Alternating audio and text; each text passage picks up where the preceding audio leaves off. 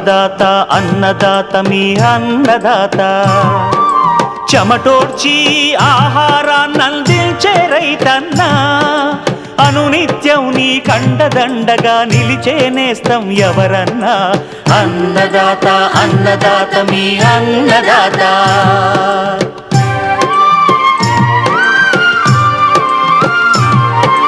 నూతన రీతుల సాగుబడికి నూరింతలు పెరిగే దిగుబడికి సూచనలిచ్చే సస్య రక్షణకు పశు పోషణకి శాస్త్ర విజ్ఞానం అందించి ముందుకు నడిపే తెలుగు రైతు భారతదేశానికి మకుటం అయ్యేలా తీర్చిదిద్దే ఆశయంతో మిమ్ము మేలు కొలిపేది అన్నదాత అన్నదాత అన్నదాత మీ అన్నదాత అన్నదాత అన్నదాత మీ అన్నదాత. అన్నదాత ప్రేక్షకులకు నమస్కారం. ఈనాటి ముఖ్యాంశాలు: మధ్య తెలంగాణ జిల్లాల్లో యాసంగిలో వేసుకోదగ్గ పంటల వివరాలు, రబీ ఉల్లి సాగులో పోషక యాజమాన్యం, రబీ వేసవి వేరుశనగ సాగులో మెలకువలు.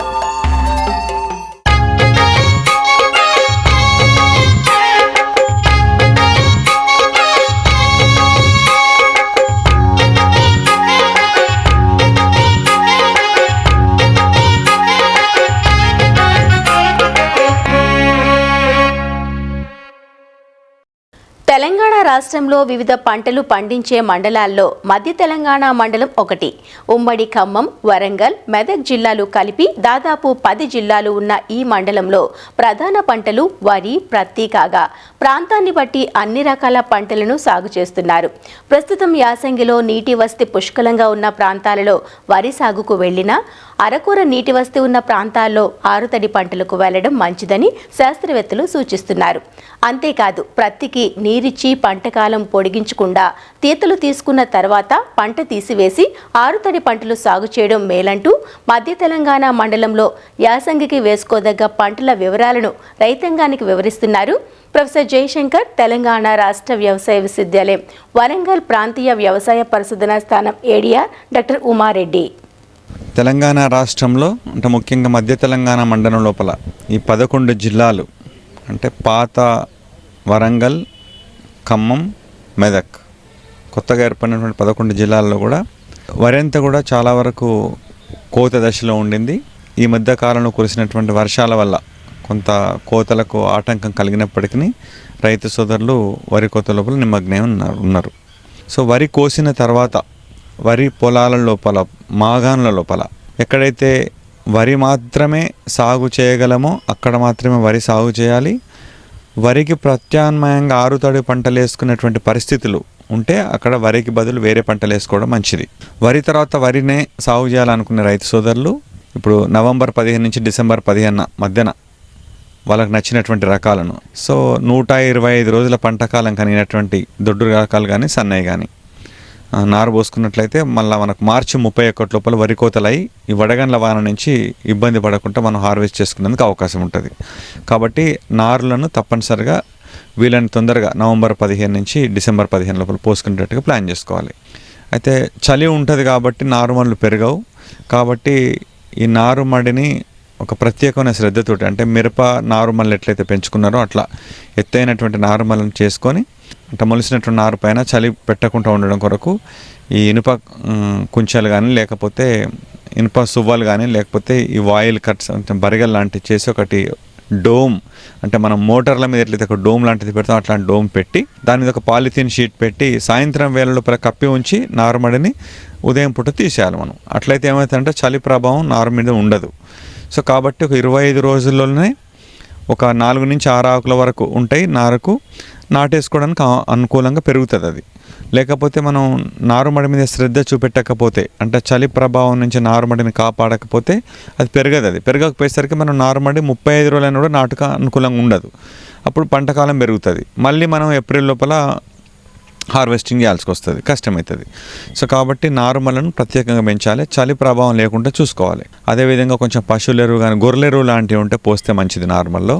అదేవిధంగా నీళ్ళను కూడా సాయంత్రం పూట పెట్టి పొద్దున్న పూట తీసేసేటట్టుగా. భాస్వరాన్ని కూడా కొంచెం మోతాదుకు మించి నార్మల్ వేసుకుంటే మంచిది.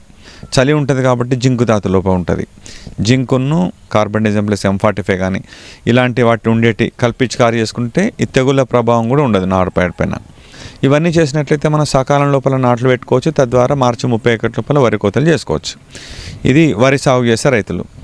కొన్ని ప్రాంతాల లోపల వరికి బదులు వేరే పంటలు వేసుకునేటువంటి రైతులు దాంట్లోపల మాత్రం మొక్కజొన్న లాంటివి కానీ లేకపోతే పొద్దుతిరుగుడు కానీ మినుములు కానీ ఇలాంటి పంటలు వేసుకుంటే మంచిది. తప్పనిసరిగా వరి తర్వాత వరి సాగు చేయడం అనేది అది ఏ రకంగా చూసినా కూడా మంచిది కాదు.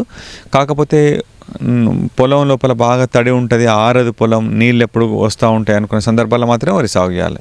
ఇక విత్తనాల విషయంలో కూడా మీరు ప్రస్తుతం వానాకాలం లోపల పండించిన రకం 125 రోజులది కనుక మీ దగ్గర ఉంటే దాన్ని మంచిగా ఆరబెట్టి దాని మొలక శాతాన్ని పరీక్షించుకొని మళ్ళీ ఆ రకాన్ని పెట్టుకోవచ్చు. మీరు చాలా వరకు నిద్రావస్థ ఏం లేవు మనకు ప్రస్తుతం సాగులో ఉన్న రకాల లోపల. ఒక జర్మినేషన్ టెస్ట్, ఒక 100 గింజలు మనం మొలకకు పెట్టినాం అనుకోండి, ఒక 80 పైన మొలిచినాయి అనుకోండి, మీరు ఆటోమేటిక్గా నారు పోసుకోవచ్చు. మీరు మళ్ళీ మీరు అది అమ్మేసి మళ్ళీ మీరు మార్కెట్లో కొనాల్సిన అవసరం లేదు. అంతేగాని వానాకాలంలో పెట్టిన రకం యాసంగిలో పెట్టొచ్చా పెట్టరాదా, ఇదే సీడ్ వాడొచ్చా, ఇట్లాంటి అనుమానాలు అవసరం లేదు మనకు. పోయిన వానాకాలం లోపల మనం quality seed at every village అనే పద్ధతి లోపల జయశంకర్ వ్యవసాయ విశ్వవిద్యాలయం వారు మీకు చాలా గ్రామాల లోపల కొంత నాణ్యమైనటువంటి విత్తనాన్ని ఇచ్చి ఉన్నారు. సో ఆ రకాలన్నీ కూడా మీరు ఇప్పుడు యాసంగిలో పెట్టుకోవడానికి అనుకూలంగా ఉంటాయి. అంటే 1537 కానీ 961 ఈ 2 రకాలు ఏదైనా సరే మీకు వస్తుంది. అదేవిధంగా నెక్స్ట్ ఇంపార్టెంట్ క్రాప్ కాటన్ రైతు సోదరులు చాలామంది ఈసారి వర్షాల వల్ల మరియు ఇతర కారణాల వల్ల కాటన్ క్రాప్ కొంచెం ముందుగానే కంప్లీట్ అవుతూ ఉంది. సో ఎక్కడ ఇంకా కాటన్ క్రాప్ పత్తి ఏరకపోతే దాన్ని తొందరగా వేరుకొని దాన్ని టర్మినేట్ చేయాలి, కంప్లీట్ చేయాలి కాటన్ని. ఇంకేమాత్రం పొడిగించినా కూడా తర్వాత గులాబీ రంగు పురుగు ఆశించి మనకు నష్టం వస్తుంది. కాబట్టి పత్తి పంటను మీరు వెంటనే తీసేస్తే మంచిది. దాని ప్లేస్ లోపల పెసలు కానీ లేకపోతే మొక్కజొన్నలు కానీ జొన్నలు కానీ లేకపోతే జనవరిలో సోయింగ్ చేసుకోవాలనుకుంటే నువ్వులు కానీ ఇట్లాంటి పంటలు ఆలోచించుకున్నట్లయితే మంచిది. అంతేగాని క్రాప్ను మళ్ళీ ఎక్స్టెండ్ చేయడం అనేది మంచిది కాదు. సో అది కూడా పత్తి రైతు సోదరులు కూడా పత్తిని తీసేసి దుక్కులు చేసుకొని వేరే పంటలు వేసుకునే దిశగా రైతులు ఆలోచించినట్లయితే మంచిది. ఈ రకంగా వరి మరియు పత్తి సాగు చేసే రైతులు ప్రస్తుతం కొన్ని యాజమాన్య పద్ధతులు పాటించి వచ్చే పంటకు సన్నద్ధ అవడం అనేది చాలా మంచిది. ఇప్పుడు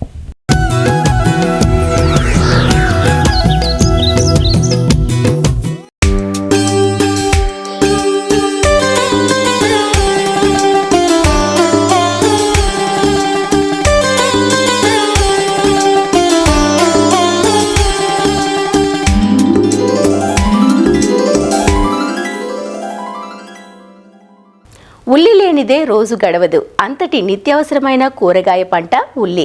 గుండె జబ్బులకు దివ్య ఔషధంగా, శరీరంలోని కొలెస్ట్రాల్ని తగ్గించడంలోనూ ఉల్లి కీలక పాత్ర పోషిస్తుంది. కంటికి, జ్ఞాపక శక్తికి, జీర్ణక్రియకు ఎన్నో రకాలుగా ఉపయోగపడుతుంది. ఉల్లిని ఖరీఫ్, రబీ, వేసవి ఇలా 3 కాలాల్లోనూ సాగు చేసిన రబీ పంటలో పాయలు నాణ్యంగా ఉంటాయి. దిగుబడి కూడా అధికంగా వస్తుంది. ఉల్లిని రబీ పంటగా అక్టోబర్ నుంచి డిసెంబర్ మధ్య నారు పోసుకొని నాటుకుంటారు. సేంద్రియ, రసాయన ఎరువులతో పోషకాలు సమతుల్యంగా అందించినట్లయితే ఉల్లి నుంచి నాణ్యమైన అధిక దిగుబడులు పొందవచ్చునంటూ వివరాలు తెలియజేస్తున్నారు ప్రొఫెసర్ జయశంకర్, తెలంగాణ రాష్ట్ర వ్యవసాయ విశ్వవిద్యాలయం పాలెం కృషి విజ్ఞాన కేంద్రం శాస్త్రవేత్త డాక్టర్ శంకర్. ఉల్లిలో మనకు టార్గెట్ ఈల్డ్ రావడానికి ఎరువుల యాజమాన్యం అనేది చాలా అత్యంత ప్రాముఖ్యమైనది. సో ఉల్లి నాటుకునేటప్పుడు దుక్కిని 3 నుంచి 4 సార్లు మెత్తని దుక్కి చేసుకోవాలి. అలాగే దాంతోపాటు ఆఖరి దుక్కిలో 10 టన్నుల పశువుల ఎరువు, 2 క్వింటాల వేపపిండి చల్లుకోవాలి. అలాగే అజిటోబాక్టర్, సూడోమోనాస్, ట్రైకోడర్మా విరిడి ప్రతిదీ ఒక 2 కిలోలు చొప్పున 10 గంపల పశువుల ఎరువుకు బాగా మిక్స్ చేసి ఒక 10-15 రోజులు మాగబెట్టిన తర్వాత మనం నాటుకునేటప్పుడు ఆఖరి దిక్కులో పదును నేలపై చల్లుకోవాలి. సో దీనివల్ల మనకు భూమిలో ఉన్నటువంటి పోషకాలు, వేర్లు అనేది బాగా తీసుకొని మొక్కలు దృఢంగా పెరుగుతాయి. ఇంకా మనకు ఆఖరి దిక్కులో నాటు వేసుకునేటప్పుడు ఒక 2 క్వింటాల అంటే 4 బస్తాల సింగిల్ సూపర్ ఫాస్ఫేట్, అలాగే 10 కిలోల యూరియా, 15 కిలోల మ్యూరేట్ ఆఫ్ పొటాష్ ఆఖరి దిక్కులో చల్లుకోవాలి. గడ్డ నాణ్యత బాగా ఉండి పంజెన్సీ బాగా ఉండాలంటే ఎకరానికి 6 నుంచి 12 కిలోల గంధకంను మనము ఆఖరి దిక్కులో వేసుకోవాలి. ఇంకా మనకు పోషక లోపాలు ఏమాత్రం ఏర్పడకుండా ఉండడానికి జింక్ 5 నుంచి 10 కిలోలు, అలాగే బోరాన్ 2 నుంచి 3 కిలోలు కూడా మనము ఆఖరి దిక్కులో కానీ తర్వాత పైపాటుగా కానీ వేసుకోవాలి. తర్వాత మనకు పైపాటుగా కలుపు తీసిన తర్వాత 30 రోజులప్పుడు మరియు 60 రోజులప్పుడు ఎకరానికి 60 కిలోల యూరియా అలాగే 15 కిలోల పొటాష్ చొప్పున 2 దఫాలుగా మనం వేసుకొని నీటిని పారించాలి. మొక్క యొక్క గ్రోత్ బాగా రావాలి అంటే 1919 5 గ్రాములు, అలాగే ఫార్ములా 6 మైక్రోన్యూట్రియంట్స్ మిక్సము 5 గ్రాములు చొప్పున కలిపి 30 రోజులప్పుడు 40 రోజులప్పుడు పిచికారీ చేసుకున్నట్లయితే ఎలాంటి సూక్ష్మ పోషకాల లోపాలు లేకుండా మనకు పంట వేపుగా పెరుగుతుంది. ఇంకా ఉల్లిలో డ్రిప్ మరియు ఫెర్టిగేషన్ సిస్టమ్ను ఫాలో అయినట్లయితే దిగుబడి గణనీయంగా పెరుగుతుంది. ఈ drip and fertigation system use చేయడం వల్ల 20% దిగుబడి పెరగడం కాకుండా 30 నుంచి 40% నీటి ఆదా అవుతుంది. అలాగే కూలీల ఖర్చు కూడా 30% వరకు తగ్గుతుంది. దీని ద్వారా మనకు ఎరువుల వినియోగం బాగా పెరుగుతుంది. సో ఇంకా ఫెర్టిలైజర్స్ ఎలా ఫెర్టిగేషన్ చేయాలంటే పంట మొత్తం కాలానికి యూరియా మనకు 120 కిలోలు అలాగే పొటాష్ 30 కిలోలు చొప్పున అవసరం అవుతుంది. కాబట్టి దీన్ని 7 సమభాగాలుగా చేసుకొని ప్రతి వారము ఫెర్టిగేషన్ ఇస్తూ ఉండాలి. పంట మొత్తానికి అవసరమైనటువంటి భాస్వరంను మనము ముందుగానే దుక్కిలో ఎకరానికి 200 కిలోల చొప్పున మనము సింగిల్ సూపర్ ఫాస్ఫేట్ ఫామ్లో ఇచ్చుకోవాలి. సో అలాగే మనకు మైక్రోన్యూట్రియంట్స్ లోపాలు ఏర్పడకుండా ఉండడానికి నీటిలో కరిగేటువంటి మైక్రోన్యూట్రియంట్స్ మిక్చర్ని కూడా 2 దఫాలుగా మనము డ్రిప్లో ఇచ్చుకోవడం కదా, లేదంటే పైపాటుగా పిచికారీ చేసుకోవడం కదా చేస్తున్నట్లయితే మంచి దిగుబడిని మరియు గడ్డ నాణ్యతను పొందవచ్చును.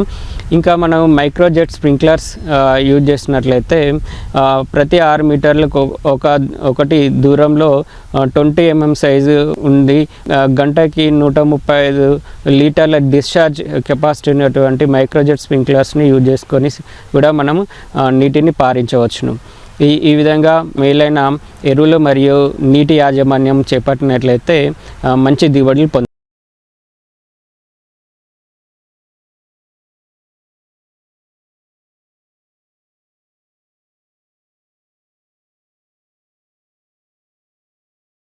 అన్నదాత టోల్ ఫ్రీ నెంబర్ ద్వారా పంటల సాగులో రైతులు లేవనెత్తే సందేహాలకు దృశ్యరూపం మీకోసం.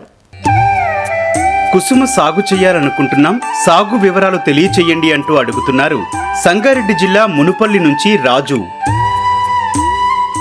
ప్రస్తుత పరిస్థితుల్లో మనకి ఈ కుసుమ పంట అనేది చాలా ముఖ్యమైన నూనె గింజ పంట. మనకు ముఖ్యంగా ఎక్కడైతే నల్లరేగడి నేలలు ఉన్న ప్రాంతాల్లో కుసుమ పంట సాగవుతుంది. నల్లరేగడి నేలలతో పాటు ఎక్కడైతే నీరు నిలబడే నేలలు, దాంతోపాటు బలం కలిగిన ఎర్ర నేలలు అయినా కానీ నీటి సదుపాయం కలిగిన ఎర్ర నేలల్లో కూడా మనము ఈ కుసుమ పంటను సాగు చేసుకోవచ్చు. ఎక్కడైతే ఈ యొక్క అడవి పందుల బెడద కానీ కోతులు కానీ ఇలాంటి బెడద ఎక్కువగా ఉన్న ప్రాంతాల్లో, ఏజెన్సీ ప్రాంతాల్లో, గుట్టలున్న ప్రాంతాల్లో ఈ పంటకు ముళ్ళు ఎక్కువగా ఉండటం వల్ల అయితే వాటి నుంచి కూడా తప్పించుకొని మంచి దిగుబడి సాధించుకునే అవకాశం ఉంటుంది. అక్టోబర్ మొదటి వారం నుంచి నవంబర్ 2వ వారం వరకు కూడా ఈ పంటను సాగు చేసుకోవచ్చు. సో ఆ తర్వాత కనుక ఈ పంటను సాగు చేసుకుంటే దిగుబడి తగ్గిపోయే అవకాశం ఉంటుంది. ఈ వరుసల మధ్యలో 45 సెంటీమీటర్లు, మొక్కల మధ్యలో 20 సెంటీమీటర్ల దూరం పెట్టుకొని మనం గొర్రుతో కానీ నాగటి సాలల్లో కానీ విత్తుకున్నట్లయితే ఆప్టిమం ప్లాంట్ పాపులేషన్ వచ్చే అవకాశం ఉంటుంది. మనకి అనుకూలమైన రకాలు కనుక చూసినట్లయితే TSF 1 అనే రకము తెల్ల గింజ నువ్వు రకము. ఈ రకము ఎకరానికి 6 నుంచి 7 క్వింటాల వరకు దిగుబడి వస్తుంది. మనకి 125 రోజుల వరకు కూడా పంటకాలం కలిగి ఉంటుంది. ఈ రకం ఎండు తెగులను తట్టుకుంటుంది. దీంతోపాటు ముఖ్యంగా మనం చూసినట్లయితే మంజీరా అనే రకం కూడా మనకి 115 నుంచి 120 రోజుల పంటకాలం కలిగిన రకం. ఈ రకం 5 క్వింటాల వరకు కూడా దిగుబడి వచ్చే అవకాశం ఉంటుంది. నారీ 6 అనే రకం కూడా మన ప్రాంతానికి అనుకూలం. ఈ రకాలు అనేది మనకి ఎకరానికి 4 కేజీల వరకు విత్తనం అవసరం అవుతుంది. 1 కేజీ విత్తనానికి 1 గ్రామ్ కార్బనిజంతో విత్తన శుద్ధి చేసుకోవాల్సిన అవసరం ఉంటుంది. ఈ జీవన ఎరువులతో కూడా విత్తన శుద్ధి చేసుకున్నట్లయితే మనకు నత్రజని స్థిరీకరణ జరిగి కొంతవరకు మనము రసాయన ఎరువుల రూపంలో వేసే మోతాదును తగ్గించుకునే అవకాశం ఉంటుంది. అజోస్పైరిలం అనే జీవన ఎరువుని 1 కేజీ విత్తనానికి 25 గ్రాముల వరకు విత్తన శుద్ధి చేసుకున్నట్లయితే కూడా ఈ నత్రజని స్థిరీకరణ చేసుకునే అవకాశం ఉంటుంది. దీంతోపాటు మనకు ముఖ్యంగా ఈ రసాయన ఎరువుల యాజమాన్యం కనుక చూసినట్లయితే మనం విత్తుకునేటప్పుడు మనము నేల యొక్క భూసార పరీక్ష, భూసారాన్ని ఆధారంగా ఒక బస్తా నుంచి ఒక బస్తన్నర వరకు కూడా ఈ సింగిల్ సూపర్ ఫాస్ఫేట్ని వేసుకోవాల్సిన అవసరం ఉంటుంది. ముఖ్యంగా రైతులు గుర్తుపెట్టుకోవాల్సింది ఏంటంటే కాంప్లెక్స్ ఎరువుల కంటే కూడా ఈ సూటి ఎరువైన సింగిల్ సూపర్ ఫాస్ఫేట్ని వేసుకుంటే దాంట్లో ఉండే కాల్షియం గంధకం మొక్కకు ఉపయోగపడి ఈ యొక్క నూనె గింజల పంటల్లో నూనె యొక్క శాతం పెరగడానికి ఉపయోగపడుతుంది. ఒక 20 నుంచి 25 కిలోల వరకు యూరియాను కూడా విత్తుకునేటప్పుడు వేసుకోవాల్సిన అవసరం ఉంటుంది.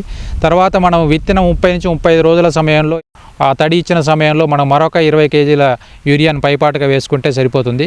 ఈ పేనుబంక ఎక్కువగా వచ్చే అవకాశం ఉంటుంది. దీని గురించి కానీ డైమిథోయేట్ 2 ml per లీటర్ తోటి మనం పిచికారీ చేసుకున్నట్లయితే ఈ పేనుబంక నివారించుకునే అవకాశం ఉంటుంది. దాంతోపాటు ఎండు తెగులు కూడా వచ్చే అవకాశం ఉంటుంది. ఈ ఎండు తెగులు నివారణకి మనకు మ్యాంకోజెబ్ అనే తెగులు మందును మనం 2.5 గ్రాముల లీటర్ నీటి కలిపి పిచికారీ చేసుకోవచ్చు.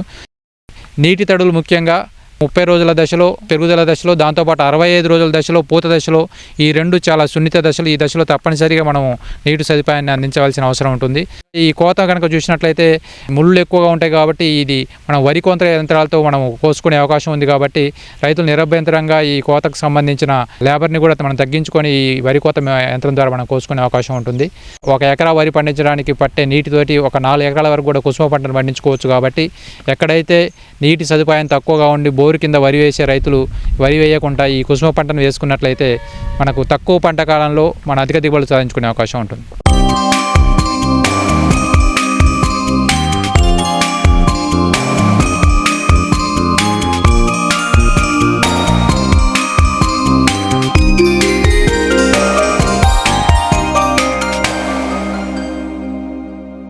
ఖరీఫ్, రబీ, వేసవి ఇలా 3 కాలాల్లోనూ సాగు చేసుకోదగ్గ నూనె గింజల పంట వేరుశనగ. ఖరీఫ్ కంటే రబీ, వేసవి కాలాలలో అధిక దిగుబడితో పాటు గింజ నాణ్యత, నూనె శాతం ఎక్కువగా ఉంటుందని ఈ కాలాల్లో వేరుశనగను ఎక్కువ విస్తీర్ణంలో సాగు చేస్తుంటారు.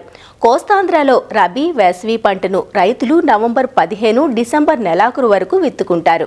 చీడపీడల బెడద కూడా రబీ పంటకు తక్కువే. వేరుశనగ నుంచి ఎకరాకు 20 నుంచి 25 క్వింటాళ్ల అధిక దిగుబడులు పొందే అవకాశం ఉన్నప్పటికీ రైతులు చేపట్టే యాజమాన్య లోపాల వల్ల దిగుబడులు తక్కువగా ఉంటున్నాయి. సాగు చేసే ప్రాంతాన్ని బట్టి రకాలను ఎంపిక చేసుకోవడం, విత్తన శుద్ధి, కలుపు యాజమాన్యం, పోషక యాజమాన్యం సక్రమంగా పాటిస్తే ఆశించిన దిగుబడులు పొందే అవకాశం ఉందంటూ రబీ వేరుశనగ సాగు వివరాలను తెలియజేస్తున్నారు ప్రకాశం జిల్లా కందుకూరు కృషి విజ్ఞాన కేంద్రం సీనియర్ శాస్త్రవేత్త మరియు అధిపతి డాక్టర్ ప్రసాద్ బాబు.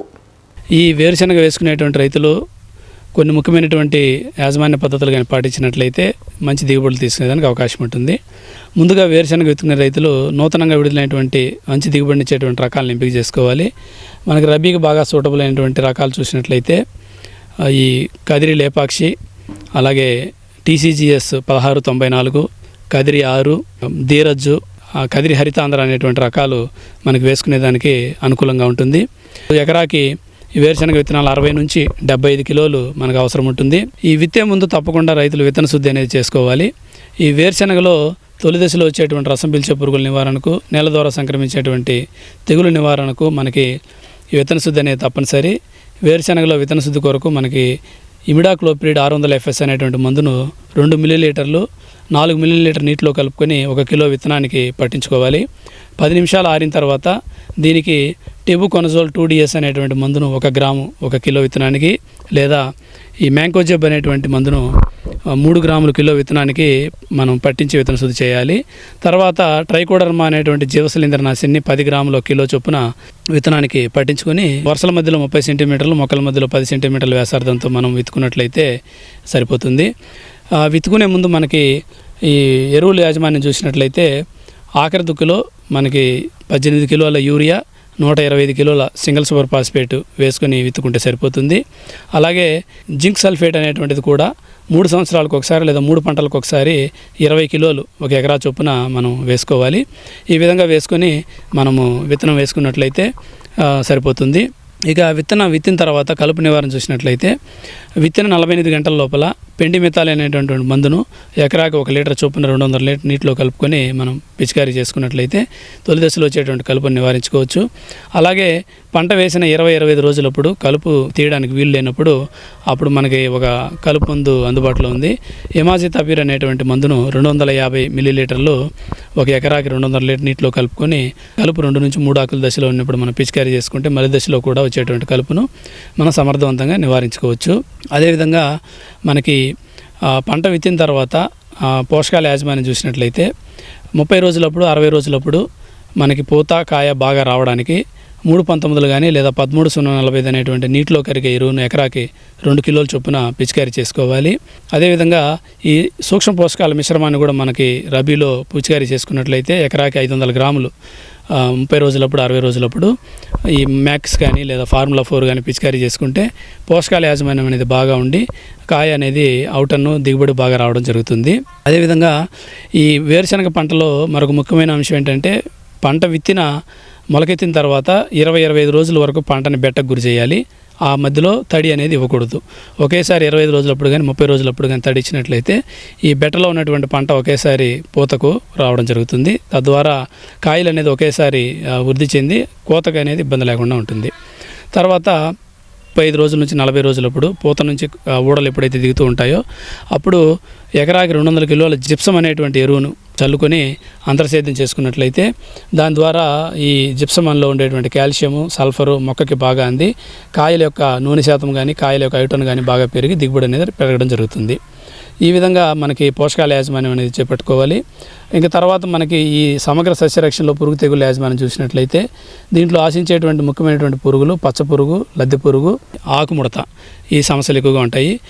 వీటికి సమగ్ర సస్యరక్షణ చర్యలైనటువంటి చుట్టూ 4 వరుసలు జొన్న కానీ సజ్జ కానీ వేసుకోవడం, అలాగే ఈ పంట విత్తిన 20 రోజులు 30 రోజులప్పుడు ఈ లింగాకర్షక బొట్లు అనేది ఎకరాకి 10 చొప్పున పెట్టుకోవాలి. రసం పీల్చే పురుగుల నివారణకు పసుపు రంగు నీలం రంగు జిగురొట్టలు అనేది ఎకరాకి 25 చొప్పున పంట కంటే 1 అడుగు ఎత్తులో పెట్టుకోవాలి. అలాగే పంట విత్తిన 20 రోజు 30 రోజులప్పుడు వేప నూనె 500 మిల్లీలీటర్లు ఎకరాకి పిచికారీ చేసుకోవాలి. ఇంక తర్వాత మనకి తొలి దశలో వచ్చేటువంటి ఆకుమచ్చ తెగులు, మలి దశలో వచ్చేటువంటి ఆకుమచ్చ తెగులు 2 ఉన్నాయి. ఈ నివారణకు మనకి 400 ml హెక్సోకొనజోల్ కానీ లేదా 200 ml ప్రోపికొనజోలు లేదా 400 ml మనకి టెబుకొనజోల్ అనేటువంటి మందును పిచికారీ చేసుకున్నట్లయితే దీన్ని మనం సమర్థవంతంగా ఆకుమచ్చ తెగులు నివారించుకోవచ్చు. ఇక తర్వాత ఈ వేరుకుళ్ళు తెగులు, కాండంకుళ్ళు తెగులు కూడా ప్రధానమైన సమస్యలు దీంట్లో. దీని నివారణకు మనకి తొలి దశలోనే పంట విత్తేటప్పుడే దుక్కిలోనే మనకి ఈ ట్రైకోడర్మా విరిడే మరి ఒక 2 కిలోలు 100 కిలోల పేడ ఎరువు, ఒక 10 కిలోల వేప చెక్క కలుపుకొని ఎకరా పొలంలో మనం చల్లుకున్నట్లయితే ఇది మనం ఈ వేరుకుళ్ళు కాండంకుళ్ళు తెగులు మనం నివారించుకోవచ్చు. ఈ వేరుకుళ్ళు కాండంకుళ్ళు వైరస్ తెగులు మన ఈ తామర పురుగుల ద్వారా వ్యాప్తి చెందుతూ ఉంటాయి. దీని నివారణకు మనకు తామర పురుగులను రాకుండా చూసుకోవాలి. మన పంటలో ఈ వైఆర్ బామ్ అనేటువంటి కలుపును లేకుండా చూసుకోవాలి. అలాగే ఈ తామర పురుగుల నివారణకు ఈ నీలం రంగు జిగురొట్టలు అనేది ఎకరాకి 20 చొప్పున పంట కంటే 1 అడుగు ఎత్తులో అమర్చుకోవాలి. తొలి దశలో వేప నూనె అనేది పిచికారీ చేసుకోవాలి. తర్వాత ఈ తామర పురుగుల నివారణకు మనకి అసిఫేట్ అనేటువంటి మందును 300 గ్రాములు లేదా ఫిప్రోనిల్ అనేటువంటి మందును 400 మిల్లీలీటర్లు లేదా మనకి డైఫెన్తురియాన్ అనే మందుని 250 గ్రాములు అవసరాన్ని బట్టి మందులు మార్చి 200 లీటర్ నీటిలో కలుపుకొని మనం పిచికారీ చేసుకున్నట్లయితే ఈ తామర పురుగులు మనం సమర్థవంతంగా నివారించుకొని వైరస్ తెగులను కూడా మనం తగ్గించుకోవచ్చు. సో ఈ విధంగా సమగ్ర పోషకాల యాజమాన్యం, సమగ్ర సస్యరక్షణ చర్యలు మనం వేరుశనగలో చేపట్టినట్లయితే రబీలో మనకు మంచి దిగుబడులు తీసుకునేదానికి అవకాశం ఉంటుంది. మరిన్ని విభిన్న అంశాలతో రేపటి అన్నదాతలో మళ్ళీ కలుసుకుందాం. నమస్కారం. అన్నదాతలు తమ సందేహాలు, సమస్యలను 1800-425-4085 టోల్ ఫ్రీ నంబర్లో ఉదయం 10 నుంచి 11 గంటల మధ్య పని దినాలలో సంప్రదించగలరు. ఈ కార్యక్రమాన్ని యూట్యూబ్లో www.youtube.com/అన్నదాత ఈటీవీ లింక్ ద్వారా వీక్షించవచ్చు.